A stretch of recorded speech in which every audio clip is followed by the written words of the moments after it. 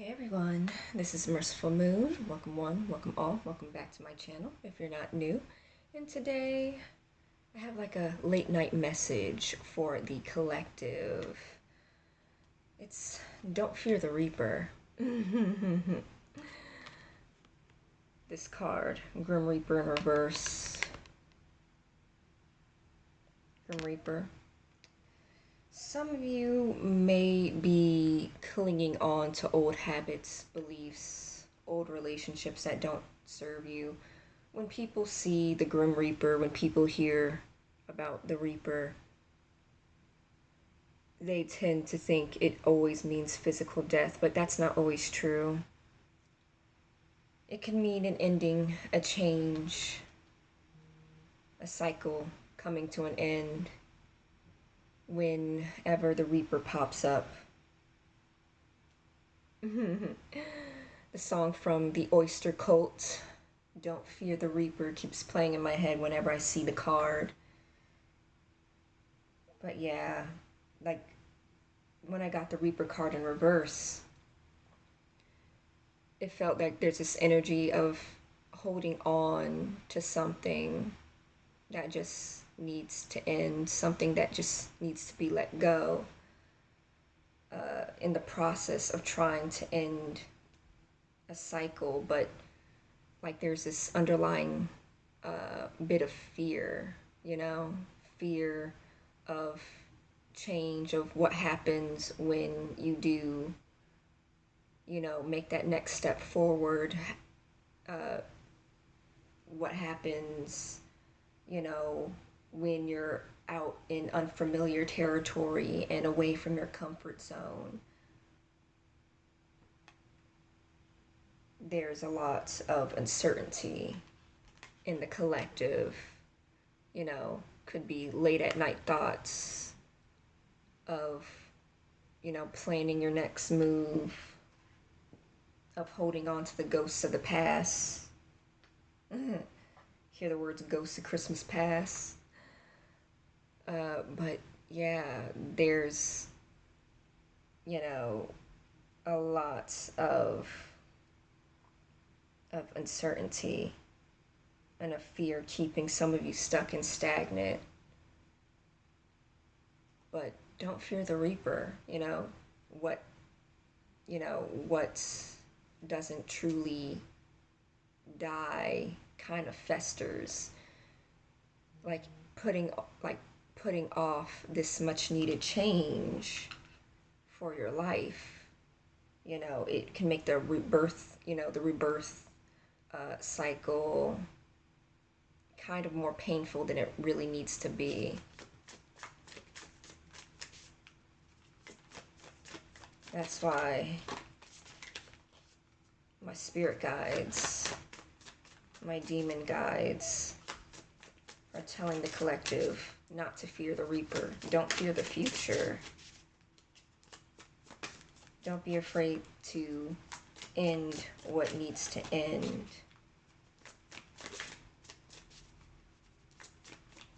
What other messages? Okay. We have Gargoyle. In stone I'm carved, let alone in the code, always watching over, protecting stories untold.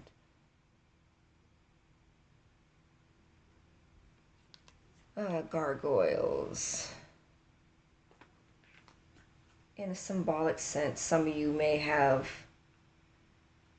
spirit guides in the ethers watching over you, protecting you over this change.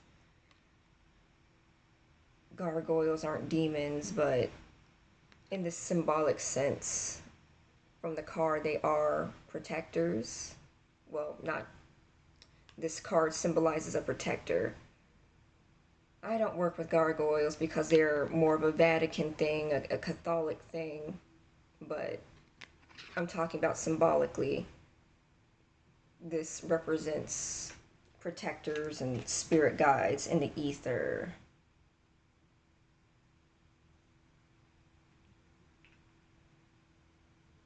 Yeah, some of you may have a lot of stories to tell. I was watching over, protecting stories untold. Some of you may have felt like a fly on the wall in your own life. Like you're very observant, very observant. You know, you watch a lot of people's habits.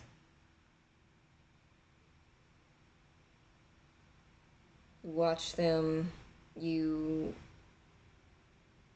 you kind of like psychoanalyze some people when they're around you.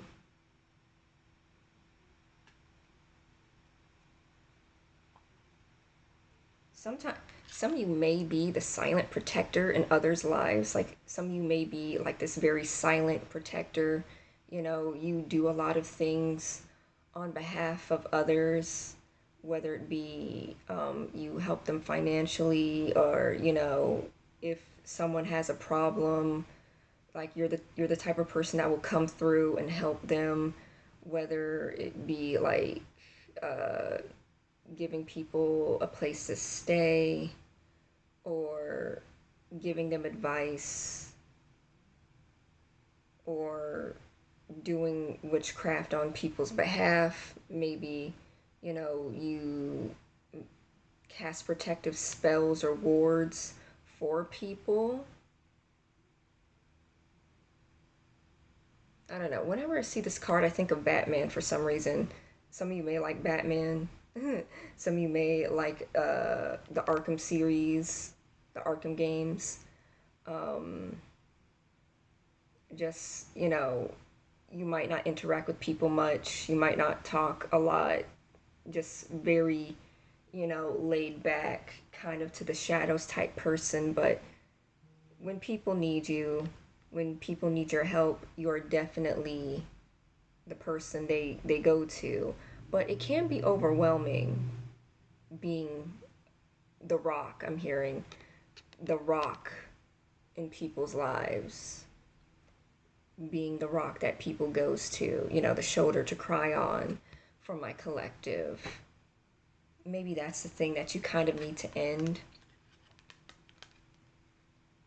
when it comes to like the Grim Reaper card. Some of you need to let go of this like silent protector role for people who don't really appreciate it. That's what I'm getting from my cards. Some of you kind of overextend yourselves and don't really get that type of treatment in return when it comes to protecting others. Like, who protects the protector, Who protects the protector? Who heals the healer? Some of you may have to let go of that relationship, that one-sided relationship that just takes a lot out of you in order to move on,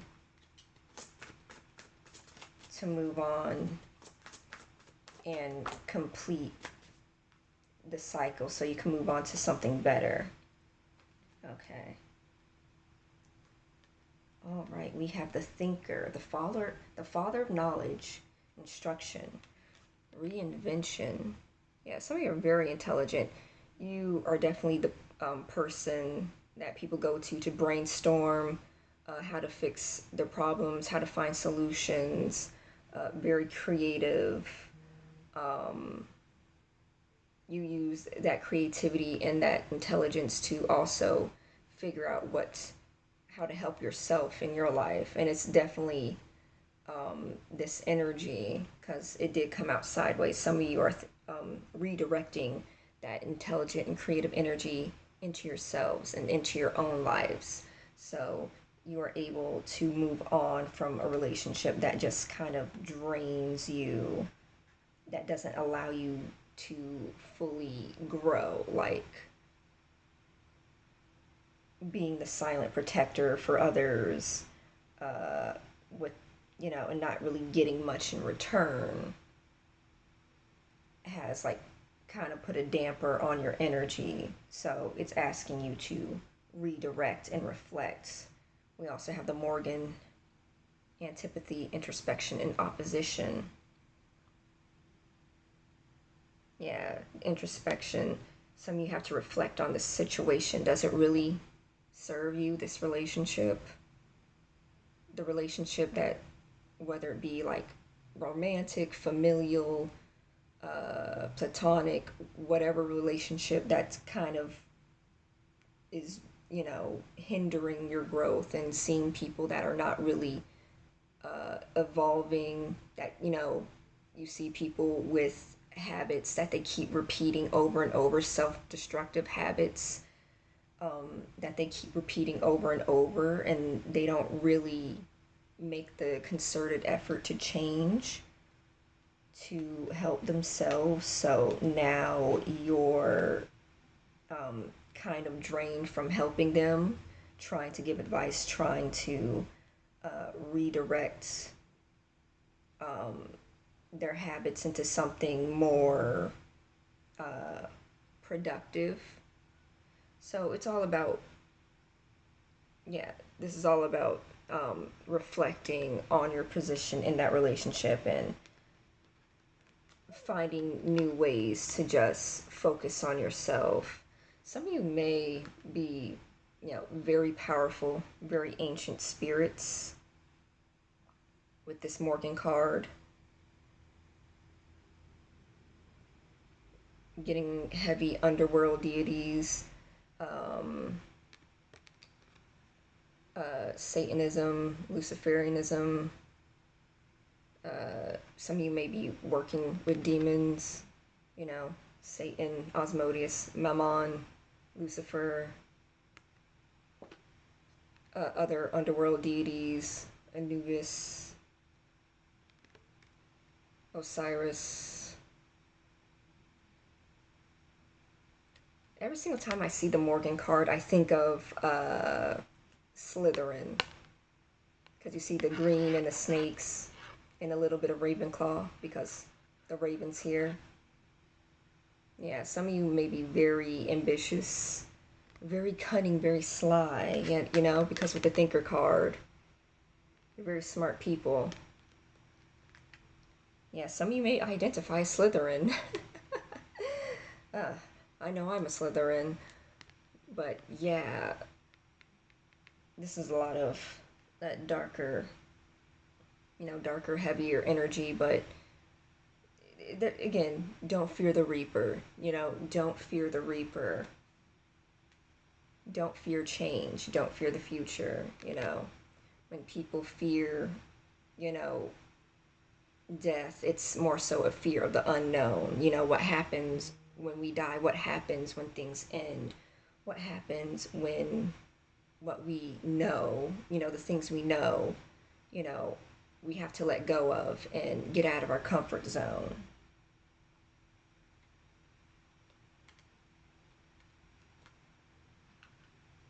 But yeah,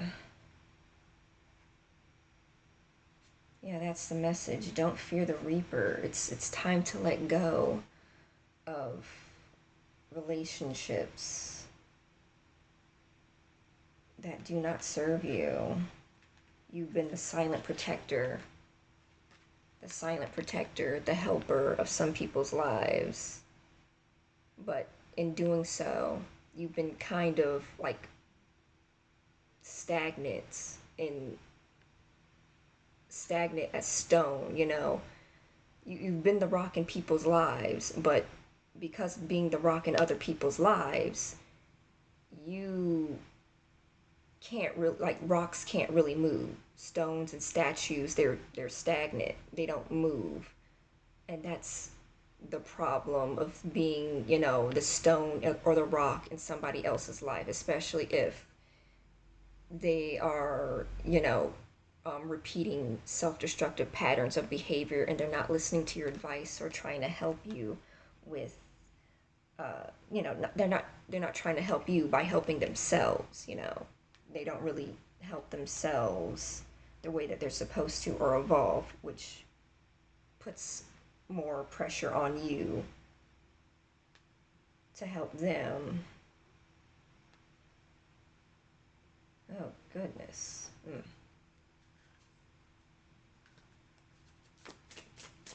Any closing messages for the collective? this one. Okay, we have Dagger. Action, bravery, and determination in reverse. Sorry about the ring light. It's it's nighttime and I needed better lighting in my room. Yeah, can you see that?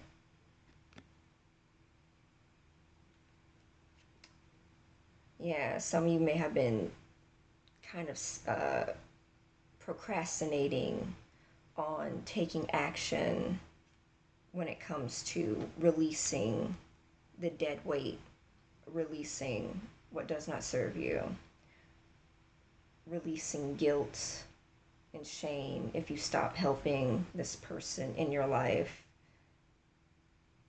Like, you have the potential to be a very courageous, very determined, and ambitious person, but you're being held back right now, playing second fiddle to someone that doesn't really appreciate it because this relationship is something very comfortable to you.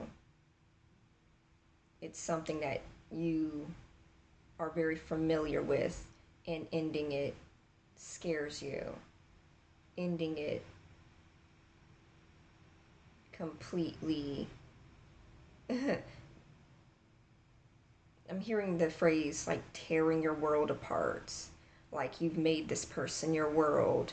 You've made helping them your, your identity almost. But you need to cut the cord. That's what the dagger's symbolizing. You need to cut the cord in order to move on. Some of you haven't done any cord cutting rituals in order to move on. And because of that, you stay stuck and stagnant along with this person. Oh, goodness. But yeah, you have the potential to completely transmute the situation. It's just the matter of, taking that leap of faith. So if you guys like the video, feel free to, like, share, comment, subscribe, all that lovely jazz. And I will see you guys next time. All right? Night, y'all.